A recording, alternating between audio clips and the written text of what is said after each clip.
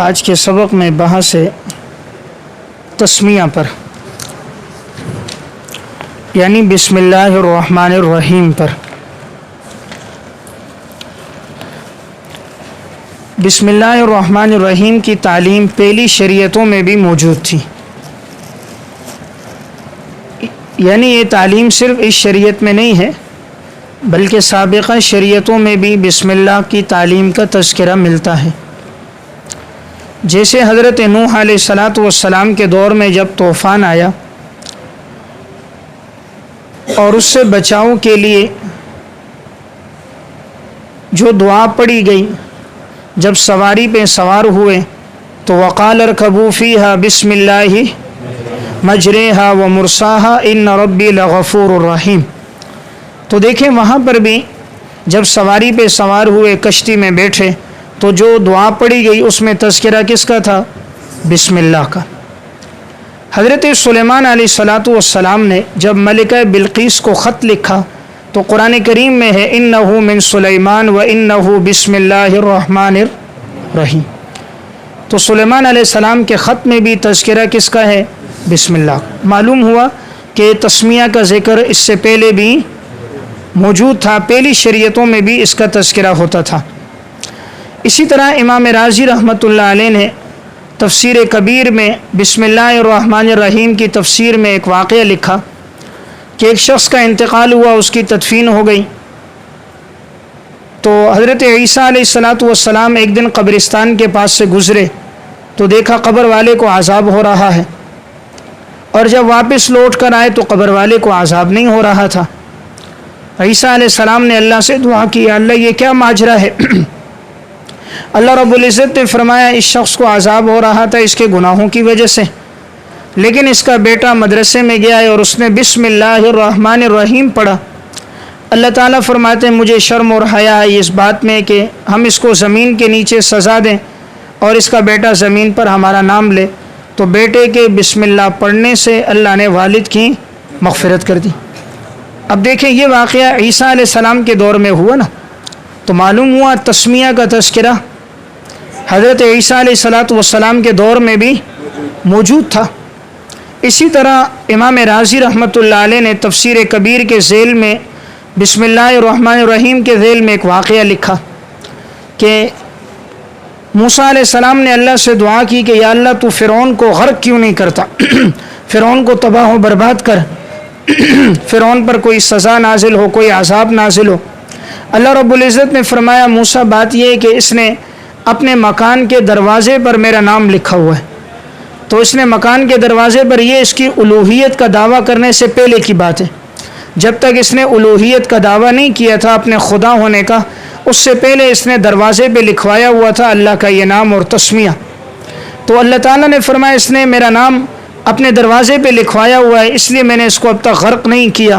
تو امام راضی کہتا ہے جو تسمیہ اپنے مکان کے دروازے پہ لکھیں جب وہ اللہ کے عذاب سے محفوظ ہو جاتا ہے، اور جو اپنے دل پر اللہ کا نام لکھے، ساری عمر اللہ کو یاد کرے، وہ تو بطریق اولا عذاب سے محفوظ ہوگا۔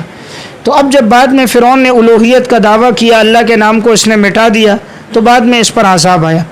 یعنی مقصد میرے کہنے کا یہ ہے کہ بسم اللہ کا تذکرہ پہلی شریعتوں میں بھی موجود تھا، اب بسم اللہ کا تذکرہ اس شریعت میں بھی موجود ہے کہ ہر اہم کام کا حکم یہ دیا گیا ہے کہ انسان جب اس کو شروع کرے تو بسم اللہ الرحمن الرحیم سے کرے۔ حدیث میں بھی آپ صلی اللہ علیہ وسلم نے یہی ارشاد فرمایا کہ جب بھی کوئی کام اہم ہو تم بسم اللہ سے کرو۔ قرآن کریم میں بھی ہے فَكُلُوا مِمَّا ذُكِرَ اسْمُ اللَّهِ عَلَيْهِ، ان جانوروں کو کھاؤ جس پر اللہ کا نام لیا گیا۔ اسی طرح روایت ہے سنن ابی داؤد کی لا وضوء لمن لم یذکر اسم اللہ علیہ، اس شخص کا وضو نہیں جو آدمی اللہ کا نام نہ لے۔ تو معلوم ہوا احادیث میں بھی اس بات کا تذکرہ موجود ہے۔ سنن ابی داؤد کی روایت میں بھی ہے آپ صلی اللہ علیہ وسلم نے فرمایا کل کلام لا یبدأ فی بالحمد للہ فهو اجزم، ہر وہ کلام جس میں اللہ کی حمد نہ ہو وہ کلام تو دم بریدہ ہے، یعنی ناقص اور ناتمام ہے۔ اللہ رب العزت نے جو سب سے پہلی وحی نازل فرمائی اقرأ بسم ربک الذی خلق، اس میں بھی اللہ کے نام کا کیا آیا؟ تذکرہ آیا۔ تو یہ بات میں نے اس پر عرض کر دی کہ گویا بسم اللہ کا تذکرہ پہلی شریعتوں میں بھی رہا ہے اور سابقہ شریعتوں میں بھی تسمیہ پڑھا جاتا تھا۔ اب یہاں عنوان لکھیں، تسمیہ کو تعوذ سے مؤخر کرنے کی حکمت، یعنی ہم اعوذ باللہ پہلے کیوں پڑھتے ہیں اور بسم اللہ بعد میں کیوں پڑھتے ہیں، اس کی کیا وجہ ہے؟ تو علامہ محمد امین بن عبداللہ حرری رحمۃ اللہ علیہ کی تفسیر ہے حدائق الروح والریحان، اس میں انہوں نے لکھا، انہوں نے فرمایا کہ اعوذ باللہ پڑھنے کے اندر جو ہے وہ تخلیہ کیا جاتا ہے، اور بسم اللہ میں تحلیہ تزیین، اعوذ باللہ میں تخلیہ ہے۔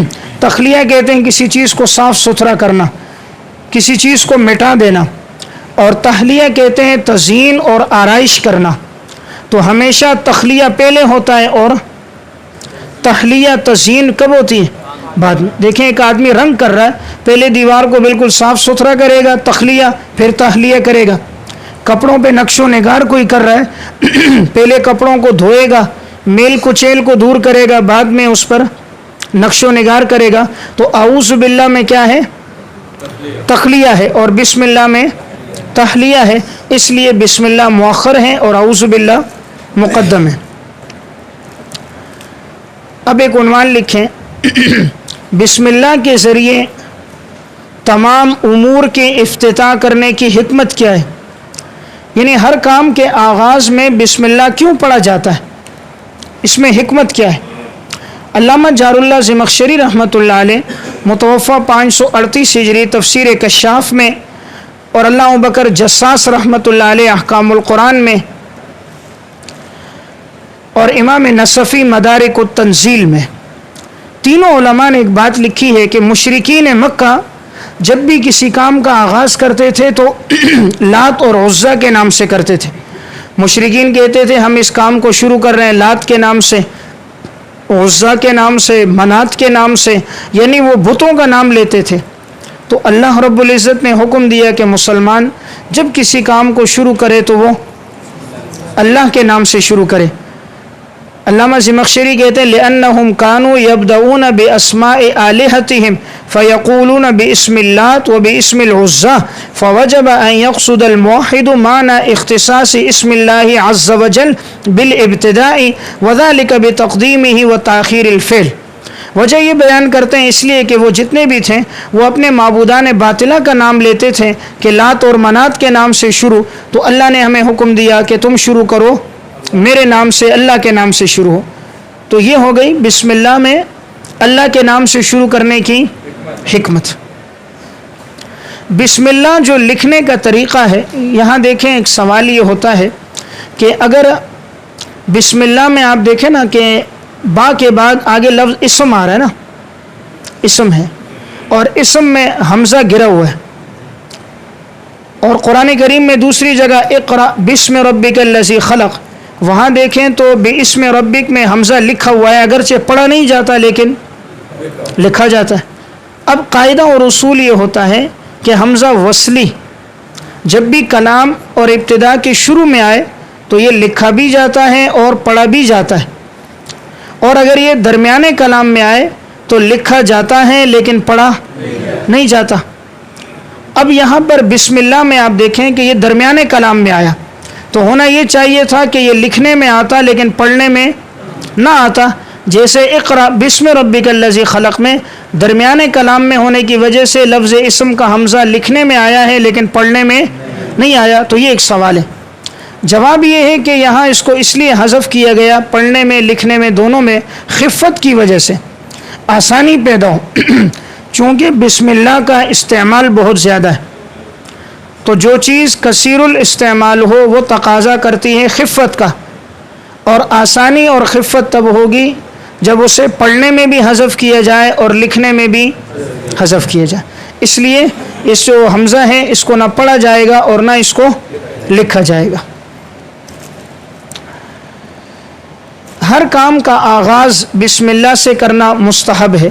امام قرطبی رحمہ اللہ نے تفسیر قرطبی میں یہ بات لکھی ہے کہ ندب الشرع الی ذکر البسملہ فی اول کل فعل، ہر کام کے شروع میں بسم اللہ پڑھنا یہ ہر کام کے لیے مستحب ہے، تو گویا ہر کام کا آغاز کرنا چاہیے بسم اللہ سے۔ دیکھیں بعض لوگ بسم اللہ کی جگہ 786 لکھتے ہیں۔ 786 لکھنے سے بسم اللہ کا ثواب نہیں ملے گا۔ بسم اللہ میں کل 19 حروف ہیں۔ کتنے؟ اور ہر حرف پر کتنی نیکیاں ہیں؟ 10۔ 19 حروف پر نیکیاں ملیں گی 190۔ 100۔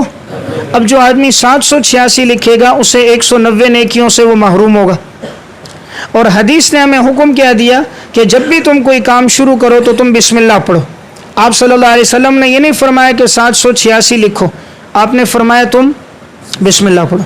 آپ صلی اللہ علیہ وسلم مشرکین کو خط لکھتے تھے تب بھی اس میں بسم اللہ لکھتے تھے۔ صحیح بخاری میں آپ خط پڑھو گے شروع ہی میں وہ خط آئے گا، تو آپ نے ہرقل کو خط لکھا وہاں بھی بسم اللہ، دیگر کفار کو آپ نے خطوط لکھے وہاں بھی۔ اب لوگ بہانہ کیا بناتے ہیں، جی بسم اللہ لکھیں گے تو وہ نیچے گر جائے گا، بے ادبی ہو جائے گی۔ بھائی حضور کافر کو خط لکھ رہے ہیں تب بھی بسم اللہ لکھ رہے ہیں۔ حضرت سلیمان علیہ السلام نے ملکہ بلقیس کافرہ کو خط لکھا تب بھی بسم اللہ لکھا، اللہ نے قرآن میں ذکر کیا۔ اب یہ بات ہے کہ نیچے گرے گا، کیوں گرے گا؟ تو مسلمان ہے، نیچے گرے گا دوبارہ اٹھا۔ 5 روپے کا سکہ گر جائے اس کو اٹھاتے ہیں، خدا کا نام گرتا نہیں اٹھاتے۔ 10 روپے کا نوٹ گرے گا، کوئی ہے جو چھوڑ کے آگے چلے جائے؟ اس کو تو اٹھائیں گے۔ اللہ کا نام نیچے نہیں اٹھا رہے، وجہ کیا ہے؟ دل میں اللہ کے نام کی عظمت نہیں ہے۔ اگر اہمیت اور عظمت ہو تو انسان ضرور اٹھائے۔ تو یہ غیروں نے یہ ہمارے اندر بات مشہور کر دی کہ بسم اللہ نہ پڑھا جائے، اس لیے بسم اللہ پڑھیں۔ اگر لکھ نہیں سکتے، مثلا کسی جگہ آپ سمجھ رہے ہیں بے ادبی ہو رہی ہے، چلو لکھ نہیں سکتے لیکن پڑھو تو بہرحال ضروری، اس کام کے شروع میں بسم اللہ پڑھیں۔ جس کی طرف لکھا جائے گا اس کا کام ہے اس کا ادب کرنا، آپ کا کام ہے لکھ دینا۔ جس کے تک خط پہنچے گا وہ اس کا ادب کرے گا، بے ادبی کرے گا وہ گناہ گار ہوگا۔ اس لیے خطوط کے شروع میں بسم اللہ لکھا جائے، تحریر کے شروع میں لکھا جائے، ہر کام کے شروع میں بسم اللہ لکھا جائے۔ بسم اللہ پڑھنے کو رواج دیں، زیادہ سے زیادہ ہر کام کے شروع میں 2 چیزوں کو رواج دیں، ایک السلام علیکم اور نمبر 2 بسم اللہ۔ اب وہ سلام بھی ختم ہو گیا، اب سلام کی جگہ بھی کوئی good morning, hello, thank you, یہ چیزیں آ گئی، انگریز کی زبان آ گئی۔ پہلے ہوتا تھا مسلمان کی زبان تھی، کوئی کلاس میں داخل ہوتا کہ ملاقات ہوتی السلام علیکم، اب یہ کتنا بہترین جملہ۔ تو اب یہ گڈ مارننگ، گڈ نائٹ، اس کا کوئی فائدہ ہے؟ یا ایک آدمی آپ کے ساتھ تعاون کر رہا ہے، کوئی کتابیں اٹھا رہا ہے، چپل آپ کو جزاک اللہ خیرن، اللہ آپ کو بہترین بدلہ دے، کہتے ہیں تھینک یو، اب اس کا کوئی فائدہ نہیں۔ اس لیے کم از کم علماء طلبہ میں تو دینی اصطلاحات آنی چاہیے۔ 8 سال پڑھنے کے بعد آپ بھی تھینک یو ہیلو کرو تو فائدہ کیا ہوا؟ اب وہی اصطلاحات استعمال کرو جو اللہ رسول نے اور سلف نے استعمال کی۔ بہرحال یہ بات میں نے عرض کی کہ اجر و ثواب کس پر ہے؟ بسم اللہ پر۔ بسم اللہ میں 19 حروف ہیں، اس کی حکمت کیا ہے؟ امام رازی رحمۃ اللہ علیہ نے تفسیر کبیر میں حکمت یہ لکھی کہ دیکھیں دن اور رات میں کل کتنے گھنٹے ہیں؟ 24۔ کتنے گھنٹے؟ 24 گھنٹوں میں کتنی نمازیں فرض ہیں؟ 5۔ تو اب جو آدمی 5 نمازوں کا اہتمام کرے گا اور بسم اللہ کو بار بار پڑھے گا، اس کا اہتمام کرے گا، اس کا پورے 24 گھنٹے عبادت میں شمار ہوں گے۔ 19 اور 5 کتنے؟ 24۔ تو 19 حروف بسم اللہ میں اور 5 نمازیں، تو جو فرضوں کا اہتمام کرے اور بسم اللہ کا اہتمام کرے گویا اس کا پورا دن گزرے گا عبادت میں۔ امام رازی رحمہ اللہ نے تفسیر کبیر میں ایک حکمت لکھی کہ بسم اللہ جو ہے جانور کو ذبح کرتے وقت بسم اللہ پورا نہیں پڑھتے، بسم اللہ الرحمن الرحیم نہیں پڑھتے، بلکہ بسم اللہ ہی اللہ اکبر پڑھتے ہیں۔ تو اس کی حکمت کیا ہے؟ حکمت یہ کہ چونکہ جانور کو ذبح کیا جا رہا ہے اس لیے اللہ کا نام تو لیں گے، لیکن رحمان رحیم نہ پڑھنے کی حکمت کہ وہ موقع رحم کا نہیں ہے۔ رحمان رحیم کا معنی تو نہایت رحم کرنے والا، نہایت مہربان، نہایت رحیم، تو آپ تو رحم نہیں کر رہے، اس کی رگیں کاٹ رہے ہیں، خون بہا رہے ہیں، ذبح کر رہے ہیں، اس لیے وہ موقع رحمان الرحیم پڑھنے کا نہیں ہے، صرف کیا پڑھیں گے؟ بسم اللہ اللہ اکبر۔ تو بعض ساتھی وہاں بھی پورا بسم اللہ پڑھتے ہیں۔ دین نام ہے اتباع کا، اپنی مرضی سے کوئی بات بیچ میں داخل نہیں کرنی، جو اللہ رسول نے بتایا ہے اس کو کرنا ہے، یہ نہیں کہ میں یہ سمجھتا ہوں تو اور میں ادھر نہیں ہے، جو اللہ رسول نے بتایا اس پر عمل ہے۔ تو بہرحال اس میں حکمت یہ ہے، اسی طرح سورہ توبہ کے شروع میں بسم اللہ نہیں ہے، اس میں بھی حکمت یہ ہے کہ توبہ کے اندر چونکہ زیادہ تر بیان جہاد کا ہے، مشرکین کے قتل کا ہے، تو قتل کرنا، مارنا، خون بہانا، تو اس موقع پہ رحمان رحیم مناسب، ایک طرف آدمی خون بہا رہا اور ادھر پڑھ رہا ہے نہایت مہربان نہایت رحیم، تو وہ حکمت کے مناسب نہیں۔ اس وجہ سے امام رازی تفسیر کبیر میں فرماتے ہیں کہ جانور کے ذبح کے وقت اور سورہ توبہ میں بسم اللہ کے نہ ہونے میں یہ حکمت موجود ہے۔ اب بسم اللہ پڑھنے کے مسنون مواقع کون سے ہیں، کن موقعوں پر بسم اللہ پڑھا جائے، لکھا جائے؟ تو نمبر 1، خط و کتابت کے شروع میں آدمی جب بھی کوئی خط لکھے تو بسم اللہ لکھے، تو یہ صحیح بخاری ہی کی روایت ہے۔ آپ صلی اللہ علیہ وسلم نے جب خط لکھا تو حضرت دحیہ کو دیا، ثم دعا بکتاب رسول اللہ صلی اللہ علیہ وسلم الذي بعث به دحیہ الى عظیم بصرہ فدفعه الى هرقل فقرأه فاذا فيه بسم اللہ الرحمن الرحیم۔ تو آپ صلی اللہ علیہ وسلم نے اس خط میں لکھا بسم اللہ۔ دوسرا مسنون موقع ہے وضو کے آغاز میں، جب انسان وضو کرے تو بسم اللہ پڑھے۔ سنن نسائی کی روایت ہے، آپ صلی اللہ علیہ وسلم نے فرمایا توضؤوا بسم اللہ فرأيت الماء يخرج من بين اصابعه حتى توضؤوا من عند آخرهم۔ حضرت انس فرماتے ہیں پانی نہیں تھا، آپ صلی اللہ علیہ وسلم نے ایک پیالے میں اپنے دست مبارک ڈالا، جب نکالا تو چشمے جاری ہو گئے، صحابہ وضو کرنے لگ گئے، آپ نے فرمایا اللہ کا نام لو، بسم اللہ پڑھو، وضو کرو۔ تو یہاں سے بھی معلوم ہوا کہ وضو کے شروع میں بسم اللہ پڑھنا مستحب ہے۔ اسی طرح دعاؤں کی ابتدا میں مسنون دعائیں جو ہیں اس میں آپ دیکھو گے عموماً دعاؤں کے شروع میں آپ صلی اللہ علیہ وسلم نے جو کلمات پڑھے اس میں کیا بھی ہے، بسم اللہ بھی ہے۔ جیسے کہ یہ دعا ہے کہ آپ صلی اللہ علیہ وسلم نے بیماری کے بارے میں فرمایا کہ بسم اللہ ارقیک من کل شیء یؤذیک من شر کل نفس او عین حاسد اللہ یشفیک بسم اللہ ارقیک۔ اب یہ صحیح مسلم کی روایت ہے، اس میں بھی آپ نے بیمار پر اس دعا کے پڑھنے کا حکم دیا اور بسم اللہ کا تذکرہ ہے۔ اسی طرح نمبر 4، جس جگہ درد ہو تو انسان بسم اللہ پڑھ لے اور اس کے بعد یہ کلمات کہے اور پھونک مارے تو اللہ تعالیٰ اس کو شفا دے گا۔ یہ صحیح مسلم کی روایت ہے کہ آپ صلی اللہ علیہ وسلم نے فرمایا قل 7 مرات اعوذ باللہ وقدرتہ من شر ما اجد واحاذر۔ اب آپ نے فرمایا کہ یہ کلمات تم پڑھو 7 مرتبہ، اور اس کے شروع میں فرمایا وقل بسم اللہ ثلاثا، اور 3 مرتبہ پڑھو بسم اللہ۔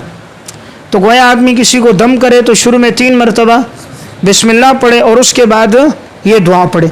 اسی طرح اگر کسی کے پھوڑا ہوتا، کوئی دانہ ہوتا، تو آپ صلی اللہ علیہ وسلم دم فرماتے ہیں تو اس موقع پر حضور یہ کلمات کہتے ہیں بسم اللہ تربت ارضنا بریقت بازنا یشفى سقیمنا باذن ربنا۔ پھر آپ صلی اللہ علیہ وسلم اپنی انگلی لگاتے اور اس پہ دم ڈالنا شروع کرتے۔ تو یہاں بھی دیکھیں کس کا تذکرہ ہے۔ اسی طرح کھانے کے شروع میں بسم اللہ پڑھنا، آپ صلی اللہ علیہ وسلم کے ساتھ کھانا کھا رہے تھے عمر بن ابی سلمہ، تو ان کا ہاتھ کبھی دائیں طرف کبھی بائیں طرف گھوم رہا تھا، تو آپ صلی اللہ علیہ وسلم نے فرمایا یا غلام سم اللہ وکل بیمینک وکل مما یلیک، اے لڑکے اللہ کا نام لو، اپنے سامنے سے کھاؤ، دائیں ہاتھ سے کھاؤ۔ معلوم ہوا کھانے کے شروع میں بسم اللہ پڑھنا مسنون عمل ہے۔ اسی طرح اگر کوئی کھانے کے شروع میں بسم اللہ پڑھنا بھول جائے، درمیان میں یاد آئے، تو آپ صلی اللہ علیہ وسلم نے فرمایا کہ وہ یہ کلمات کہے بسم اللہ فی اولہ و آخرہ۔ سنن ترمذی کی روایت ہے، تو یہاں بھی تذکرہ کس کا ہے، بسم اللہ کا۔ اسی طرح اگر ایک آدمی جانور ذبح کر رہا ہے تو حدیث میں حکم ہے کہ وہ بسم اللہ پڑھے۔ صحیح بخاری کی روایت ہے، آپ صلی اللہ علیہ وسلم نے جانور ذبح کیا، حضرت انس کہتے ہیں ضحى النبی صلی اللہ علیہ وسلم بکبشین املحین اقرنین ذبحہما بیدہ وسمى وکبر۔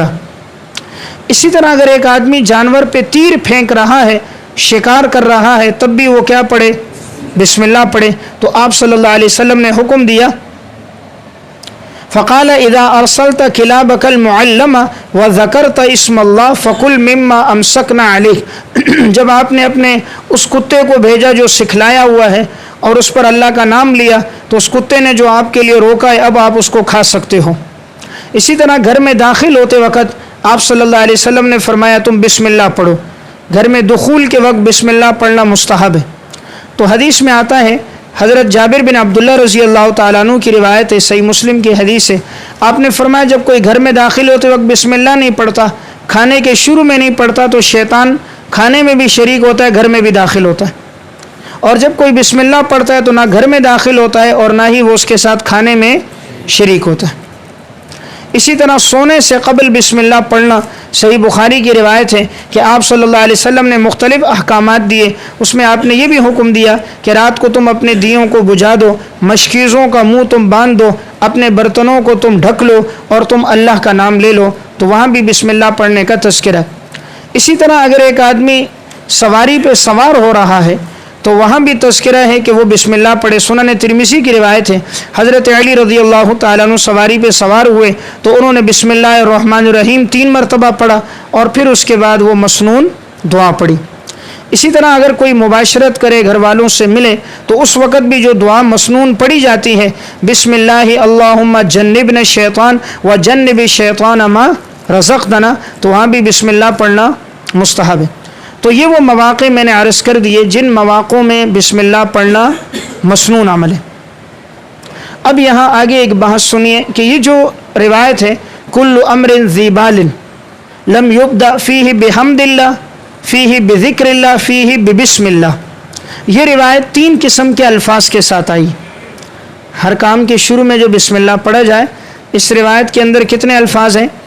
بعض روایات میں بحمد اللہ، بعض روایات میں ہے بذکر اللہ، اور بعض روایات میں ہے ببسم اللہ، کہ جو آدمی اپنے کام کو شروع کرے اللہ کی حمد نہ کرے، اللہ کا ذکر نہ کرے یا بسم اللہ نہ پڑھے تو وہ کام دم بریدہ ہوتا ہے، ناتمام ہوتا ہے۔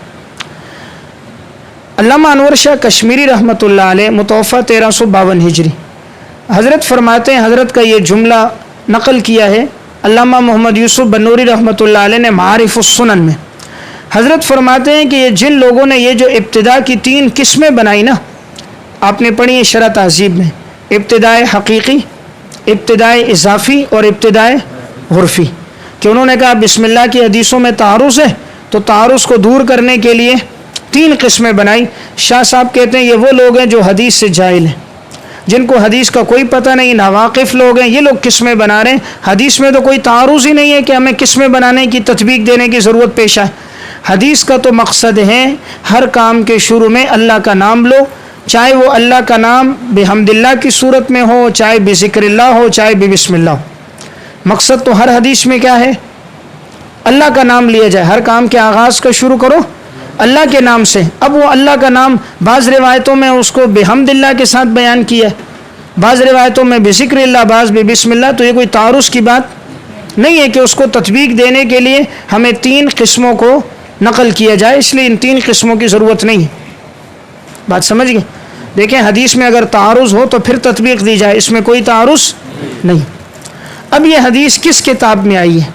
تو یہ جو الفاظ ہیں کل کلام لا یبدأ فی بالحمد للہ فہو اجزم، یہ سنن ابی داؤد میں، یعنی بالحمد والے الفاظ، حمد والے جو الفاظ ہیں یہ الفاظ ہیں سنن ابی داؤد میں اور سنن ابن ماجہ میں، اس میں یہ الفاظ ہے کل امر ذی بال لم یبدأ فی بالحمد اقطع، اور اسی طرح صحیح ابن حبان میں بھی یہی الفاظ ہیں۔ تو خلاصہ یہ ہوا کہ الحمدللہ والے الفاظ کتنی کتابوں میں؟ 3 کتابوں میں، سنن ابی داؤد میں، سنن ابن ماجہ میں، اور صحیح ابن حبان میں، صحیح ابن حبان۔ تو بحمد اللہ والے الفاظ ان 3 کتابوں میں، اور یہ روایت حسن درجے کی ہے، اس لیے محدثین نے اس روایت کو لیا، تو اس روایت کو لیا جائے گا اور اس پر عمل ہوگا۔ اس میں ایک راوی اگرچہ موجود ہیں جس پر کلام ہے، قرہ بن عبد الرحمن، کہ اس راوی پر بعض نے کلام کیا ہے، لیکن روایت پھر بھی حسن درجے کی ہے، اس لیے کہ بہت سے اہل علم نے اس روایت کی توثیق بھی کی ہے، اور میں نے اس پر مفصل اس کتاب میں بحث کر دی ہے کہ کل امر ذی بال والی روایت پر محدثانہ بحث، تو اس روایت کتاب میں اس روایت کے تمام طرق اور علل کو تفصیلاً ذکر کیا۔ تو خلاصہ یہ ہوا کہ بحمد اللہ والے الفاظ 3 کتابوں میں ہیں اور وہ روایت حسن درجے کی۔ اب دوسرے جو الفاظ ہیں کہ جس میں الفاظ کون سے موجود ہیں؟ بذکر اللہ، بذکر کے والے جو الفاظ ہیں ان الفاظ کو پڑھنا بھی درست ہے، اور وہ الفاظ ہیں مسند احمد میں کہ کل امر ذی بال لا یفتح بذکر اللہ فہو ابتر۔ اسی طرح وہ الفاظ ہیں سنن دارقطنی میں کل امر ذی بال لا یبدأ فی بذکر اللہ۔ تو گویا بذکر اللہ والے الفاظ ہیں مسند احمد میں اور سنن دارقطنی میں یہ الفاظ ہیں، اور اس کے اندر بھی وہی راوی ہے قرہ بن عبد الرحمن، لیکن یہ روایت بھی حسن درجے کی ہے۔ البتہ تیسرے جو الفاظ ہیں جس کے اندر الفاظ ہیں ببسم اللہ، کل امر ذی بال لا یبدأ فی ببسم اللہ الرحمن الرحیم فهو ابتر، یہ روایت کے جو الفاظ ہیں یہ حافظ عبد القادر رہاوی رحمہ اللہ کی کتاب اربعین اس میں یہ، لیکن اربعین اس وقت طبع نہیں ہے، اربعین یہ کتاب اس وقت موجود نہیں ہے کہ اس کتاب میں اس روایت کی سند دیکھی جا سکے کہ حافظ عبد القادر نے کس سند سے اس کو لایا، تو اس کی سند موجود نہیں ہے، کیونکہ اس لیے وہ کتاب طبع نہیں ہے۔ علامہ عبدالرؤف مناوی رحمہ اللہ نے فیض القدیر میں لکھا تھا کہ یہ روایت خطیب بغدادی نے اپنی تاریخ میں نقل کی ہے، لیکن یہ ان سے بات غلطی ہے، ان سے تسامح ہوا ہے۔ خطیب نے اس روایت کو اپنی تاریخ بغداد میں نقل نہیں کیا، بلکہ خطیب نے الکفایہ فی علم روایہ میں نقل کیا، الکفایہ فی علم روایہ میں سند کے ساتھ اس روایت کو نقل کیا ہے، لیکن بہرحال اس روایت پر بھی نہایت کلام ہے، اس لیے اکثر محدثین نے اس کو نہایت ضعیف قرار دیا، تو اس لیے یہ ضعیف جداً روایت ہے۔ یہ تو ہو گئے اس کے تین، اور بعض روایتوں کے اندر جو الفاظ آ رہے ہیں وہ یہ ہیں کل امر ذی بال لم یبدأ فی بحمد اللہ والصلاۃ علی فهو اقطع وابتر ممحوق من برکت اللہ، یہ جو الفاظ ہے یہ موضوع ہیں کہ جو آدمی اللہ کے نام کے ساتھ آغاز نہ کرے اور میرے اوپر درود نہ پڑے تو وہ کام دم بریدہ ہوگا اور برکت سے مٹا ہوا ہوگا۔ تو یہ جو روایت ہے اس کی وجہ اس میں اسماعیل بن ابی زیاد ہے جو نہایت ضعیف راوی ہے، اور اسی طرح اس کے اندر جو راوی ہے امام دارقطنی نے کہا متروک یضع الحدیث، کہ یہ بڑا متروک راوی ہے، من گڑت روایتیں یہ گھڑا کرتا تھا۔ فیض القدیر میں بھی اس کے بارے میں بے اسانید کلھا مشحونۃ بالضعفاء والمجاہیل، کہ اس کی جتنی سندیں ہیں سب کے اندر ضعیف اور مجہول راوی ہیں۔ علامہ البانی نے بھی سلسلۃ الاحادیث ضعیفہ والموضوعہ میں اس کو موضوع لکھا۔ تو کیا سمجھے آپ؟ کیا سمجھے کہ کچھ نہیں سمجھے؟ کہ بھائی جو پہلی سند کے ساتھ روایت ہے کل امر ذی بال والی جس میں بحمد اللہ کے الفاظ ہیں، وہ روایت سنن ابی داؤد، ابن ماجہ، صحیح ابن حبان میں وہ حسن درجے کی۔ جس روایت کے اندر الفاظ بذکر اللہ والے الفاظ آئے ہیں وہ مسند احمد اور دارقطنی کی روایت ہے، وہ روایت بھی تعدد طرق کی وجہ سے حسن درجے تک پہنچتی۔ جو تیسرے الفاظ ہیں جس میں الفاظ ہیں ببسم اللہ، چونکہ وہ حافظ عبد القادر نے اربعین میں روایت لائی تو اس کی سند نہیں ہے، اس لیے کہ کتاب طبع نہیں، اور جو کتابیں طبع ان میں جو سند آئی ہیں تو وہ روایت نہایت ہی ضعیف ہے، بعض نے اسے موضوع بھی کہا ہے۔ اور چوتھی وہ روایت جس کے اندر بسم اللہ کے ساتھ یہ الفاظ بھی ہیں جو میرے اوپر درود بھی پڑے ورنہ یہ کہ وہ کام دم بریدہ رہے گا، برکت ختم ہوگی، یہ جو روایت ہے اکثر نے اس کو روایت کو موضوع کہا ہے۔ اس لیے یہ چوتھا جو ہے کہ بسم اللہ پڑھنا ساتھ درود بھی پڑھنا، نہیں تو وہ روایت اور وہ عمل دم بریدہ ہوگا، برکت نہیں ہوگی، یہ روایت من گڑت ہے۔ تو خلاصہ ہوا کہ بذکر اللہ اور بحمد اللہ کے ساتھ یہ روایت ثابت ہے۔ اب بسم اللہ کی فضیلت سے متعلق احادیث، اگر وہ احادیث آپ نے دیکھنی ہے تو حافظ ابن کثیر رحمۃ اللہ علیہ نے 11 روایات نقل کی ہیں تفسیر ابن کثیر میں۔ بسم اللہ کی فضیلت سے متعلق 11 روایات تفسیر ابن کثیر میں ہیں، اور جن روایتوں پہ کلام ہے اس کو بھی ذکر کیا۔ انہوں نے پوری ایک فصل باندھی ہے، فصل فی فضلہا، اور اس میں انہوں نے وہ فضیلت نقل کی ہے۔ اب ایک عنوان ہے، کیا تسمیہ اس امت کے خواص میں سے ہے؟ یعنی بسم اللہ پڑھنا اس امت کے ساتھ خاص ہے یا پہلی امتوں میں بھی تھا؟ تو صحیح بات یہ ہے کہ یہ پہلی امتوں میں بھی تھا اور اس امت میں بھی ہے، پہلی امتوں میں بھی تھا اور اس امت میں بھی اس کا تذکرہ موجود ہے۔ علامہ آلوسی رحمہ اللہ نے اس بات کو روح المعانی میں لکھا، پہلی امتوں میں ہی بسم اللہ کا تذکرہ تھا، البتہ اس امت میں خاص طور پہ اہتمام کے ساتھ بسم اللہ کا تذکرہ کیا گیا۔ قرآن کریم میں جو ہر سورت کے شروع میں بسم اللہ آیا، یہ کیوں؟ حضرت عبداللہ بن عباس رضی اللہ تعالیٰ عنہ سے روایت ہے، سنن ابی داؤد کی حدیث ہے، اس میں ہے کہ فرماتے ہیں کان النبی صلی اللہ علیہ وسلم لا یعرف فصل السورۃ حتی تنزل علیہ بسم اللہ الرحمن الرحیم.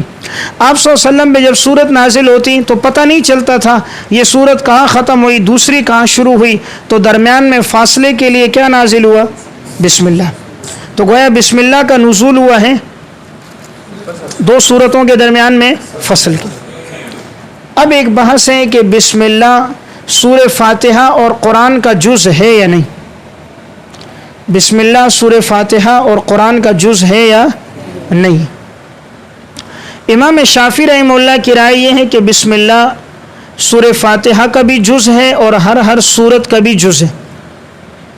یہاں یہ بات پہلے یاد رکھنا کہ جو سورہ نمل میں بسم اللہ ہے وہ تو سب کا اتفاق ہے وہ قرآن کا جز ہے. انو من سلیمان و انو بسم اللہ الرحمن الرحیم وہ تو سب کا اتفاق ہے کہ وہ قرآن کا. اختلاف یہاں آ رہا ہے وہ بسم اللہ جو سورتوں کے شروع میں ہے.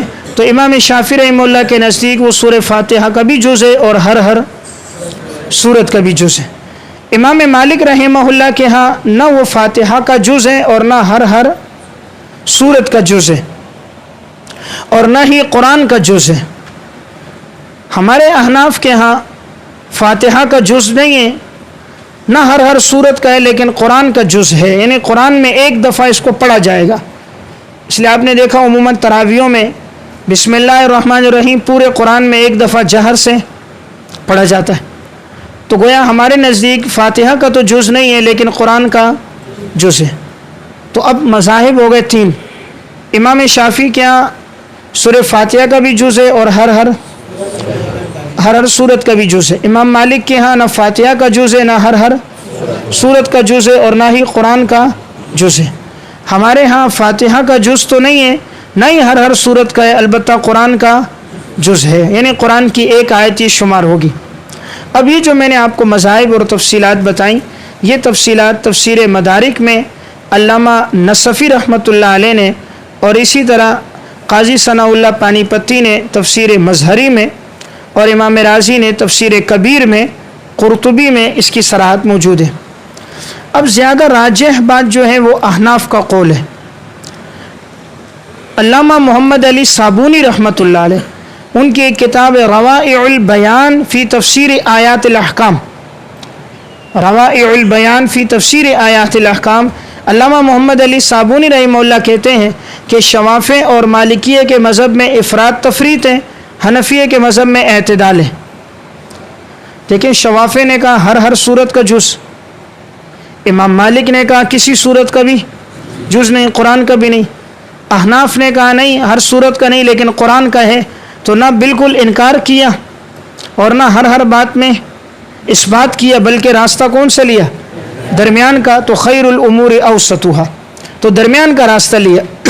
اس لیے علامہ صابونی فرماتے ہیں لعل ما ذهب الیہ الحنفیہ والارجح من الاقوال فهو المذهب الوسط بین القولین المتعارضین کہ اعتدال والا قول احناف کا قول ہے. امام رازی رحمۃ اللہ علیہ نے اپنے مسلک کے اس بات پر جو دلائل دیے تھے تفسیر کبیر میں 16 دلائل دیے. امام رازی شافعی المسلک ہے. انہوں نے 16 دلائل دیے اس بات پر کہ بسم اللہ فاتحہ کا جز ہے لیکن وہ فوق کل ذی علم علیم. علامہ آلوسی رحمہ اللہ نے روح المانی میں آ کر ان 16 دلائل کے جوابات بھی دیے اور پھر اس پر دلائل قائم کیے کہ بسم اللہ فاتحہ کا جز نہیں. تو ان سب کے جوابات بھی دیے اور اپنے دلائل بھی قائم کیے. اس لیے اگر آپ نے تفصیل سے پڑھنا ہو تو آپ روح المانی میں پڑھ سکتے ہیں. اب ایک بحث ہے. دیکھیں سب سے پہلا حرف کیا ہے بسم اللہ میں؟ با ہے. با کے کل 14 معانی ہیں اور یہ 14 معانی لکھے ہیں علامہ ابن ہشام نحوی متوفی 761 ہجری نے مغنی اللبیب میں. مغنی اللبیب میں اس نے ذکر کیے ہیں کہ با کے کتنے معنی؟ 14 معنی. لیکن بسم اللہ میں یہاں کون سا معنی مراد ہے با کا؟ تو بسم اللہ میں جو با ہے اس میں 3 معنی ہو سکتے ہیں. یا بائے مصاحبت یا بائے استعانت اور یا نمبر 3 بائے تبرک. بائے تبرک برکت الصاق جسے کہتے ہیں. تو گویا یہ تین ہو سکتے ہیں، بائے مصاحبت بھی اور بائے استعانت بھی اور بائے تبرک اور تیمن بھی، الصاق بھی، یہ مراد لے سکتے ہیں، باقی یہاں پر مراد نہیں لے سکتے۔ اب دیکھیں اگر یہ با ہو مصاحبت تو پھر بسم اللہ کا معنی یہ ہوگا شروع اس اللہ کے نام کے ساتھ، مصاحبت ہے ساتھ، میں اللہ کے نام کے ساتھ شروع کر رہا ہوں جو مہربان ہے نہایت رحم والا ہے۔ تو مصاحبت کا معنی بھی مل کر نا، کہ میں اپنے کام کو کس سے شروع کروں؟ اللہ کے نام کے ساتھ ملا کر۔ یا نمبر 2 اس کو کیا لیا جائے؟ بائیں استعانت، تو معنی ہوگا اللہ کے نام کے شروع سے میں اللہ سے مدد طلب کر رہا ہوں، مدد اس اللہ کے نام سے شروع ہے کہ جس سے مدد طلب کی جا رہی ہے تمام کاموں میں، تو اس صورت میں یہ بائیں استعانت ہوگا۔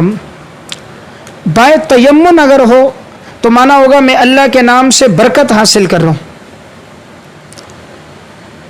الصاق ہو تو معنی ہے اللہ کے نام کے سے مل کر اسے اپنے کام کے ساتھ، اللہ کو اپنے کام کے ساتھ ملا کر میں اپنے کام کو شروع کر رہا ہوں کہ اللہ میرے اس کام میں برکت ڈال دے۔ تو بہرحال لیکن راجح بات کون سی ہے کہ یہ بائے استعانت ہے، راجح بات کون سی ہے؟ بائے استعانت ہے۔ علامہ آلوسی رحمہ اللہ نے روح المعانی میں اس کو ترجیح دی ہے کہ یہاں پر جو با ہے وہ بائے استعانت ہے۔ علامہ آلوسی رحمہ اللہ کہتے ہیں کہ یہاں پر یہ جو با کے 4 معنی وہ مراد نہیں لینا، وہ مراد لینا جائز نہیں ہے۔ کون سے 4 معنی مراد نہیں لے سکتے؟ تو وہ کہتے ہیں نمبر 1 قسمیہ، نمبر 2 زائدہ، اور نمبر 3 استعلا، اور نمبر 4 الصاق۔ علامہ آلوسی کی رائے ہے کہ یہ 4 یہاں مراد لینا ٹھیک نہیں ہے، یعنی یہ با الصاق بھی نہیں ہے، بائے زائدہ بھی نہیں ہے، بائے قسمیہ بھی نہیں ہے، اور بائے استعلا بھی نہیں ہے۔ کون سے 2 ہیں؟ یا استعانت یا بائے مصاحبت۔ علامہ آلوسی کہتا ہے ان 2 میں سے کوئی، یا بائے استعانت یا بائے مصاحبت۔ اب انہوں نے کہا کہ قاضی بیضاوی رحمہ اللہ کا جو کلام ہے اس سے جو بات معلوم ہو رہی ہے وہ قاضی بیضاوی اس طرف گیا ہے کہ یہ بائے مصاحبت ہے، لیکن فرمایا میرے نزدیک راجح ہے کہ استعانت ہے۔ ان کی عبارت یہ ہے فالباء اما للاستعانت او المصاحبت او الالصاق او الاستعلاء او زائدہ او قسمیہ والاربعۃ الاخیرۃ لیست بشیء۔ یہ آخری 4 مراد لینا تو بالکل ٹھیک نہیں ہے، آخری 4 نہیں لے سکتے۔ واختلف فی الارجح من الاولیین فالذی یشعر به کلام البیضاوی ارجحیۃ الاول۔ بیضاوی کا جو کلام ہمیں معلوم ہو رہا ہے اس نے اول والے کو ترجیح دی ہے، اور زمخشری نے جو ہے وہ ثانی کو ترجیح دی ہے۔ وعندی ان الاستعانۃ اولا بل یکاد ان تکون متعینۃ، کہتے ہیں میرے نزدیک استعانت اولا بلکہ یہی مراد ہے۔ خلاصہ یہ ہوا کہ با کے 3 معنی تو آپ یہاں لے سکتے ہیں، بائے استعانت، بائے مصاحبت اور بائے تیمن اور برکت، اور بعض نے بائے الصاق بھی مراد لیا، لیکن علامہ آلوسی نے کہا کہ 4 معنی آپ نہ لو، قسمیہ بھی نہ لو، زائدہ بھی نہ لو، استعلا بھی نہ لو، الصاق بھی نہ لو، یا مراد استعانت لو یا مراد مصاحبت لو، اور خود ترجیح کس کو دی؟ استعانت کو۔ استعانت کیوں راجے؟ اس لیے کہ گویا انسان شروع ہی میں اپنے آپ کو بے بس ظاہر کر رہا ہے، یا اللہ تیرے نام سے شروع کرتا ہوں، تیرے سے مدد حاصل کر رہا ہوں، میری اپنی کوئی حیثیت، تو اس میں عاجزی اور تواضع سب سے زیادہ ہے۔ بات سمجھ گئے؟ تو یہ با کون سا ہوا؟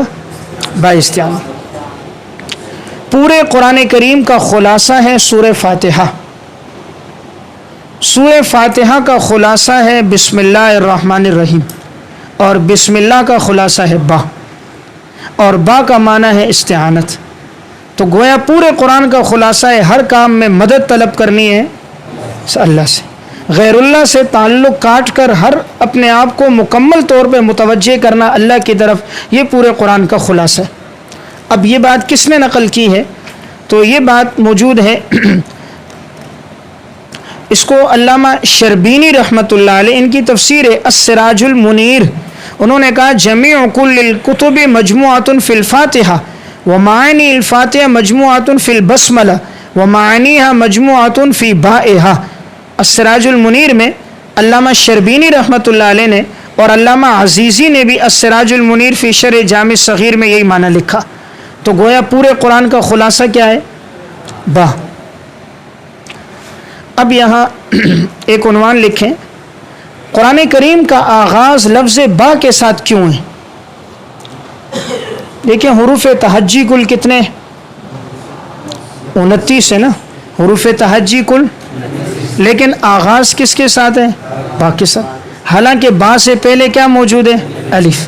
ہونا تو یہ چاہیے تھا کہ قرآن کا آغاز ہوتا الف سے، لیکن قرآن کا آغاز ہوا با سے۔ اس کی وجہ کیا ہے؟ نمبر 1، پہلی وجہ یہ ہے کہ دیکھو با میں تکبر اور با میں عاجزی ہے، الف میں تکبر ہے۔ الف لمبا ہے نا، الف میں کیا ہے؟ تکبر علو ہے، اور با غریب کیا ہے؟ عاجزی ہے نا، با جھکا ہوا ہے نا، لیٹا ہوا ہے با، تو با لیٹا ہوا ہے، جھکا ہوا ہے، تو گویا اشارہ ہے قرآن کریم کا آغاز کرنا ہے تواضع اور عاجزی کے ساتھ ہو، تکبر کے ساتھ نہ ہو۔ نمبر 2، با ہمیشہ مکسور ہوتا ہے، اس پہ ہمیشہ کیا آتا ہے؟ جر، جر آتا ہے نا، اور جر نیچے ہوتا ہے اوپر، تو یہ بھی اشارہ ہے کہ بھائی انسان میں کیا ہونا چاہیے؟ تواضع ہونی چاہیے، اپنے اندر جھکاؤ پیدا کرے۔ نمبر 3، سب سے اہم وجہ، انسان نے سب سے پہلا لفظ جو بولا ہے وہ با ہے۔ سب سے پہلا لفظ انسان نے کون سا بولا؟ با۔ وہ اس طرح دیکھیں جب اللہ تعالیٰ نے عہد الستو میں ہم سب سے وعدہ لیا کیا میں تمہارا رب نہیں ہوں، تو سب نے کیا کہا؟ بلا۔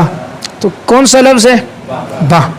تو جب عالم ارواح میں سب سے پہلا لفظ بولا ہے با، تو قرآن بھی شروع، اس لیے بچہ بھی سب سے پہلے جو لفظ آسانی سے بولتا ہے وہ با ہے۔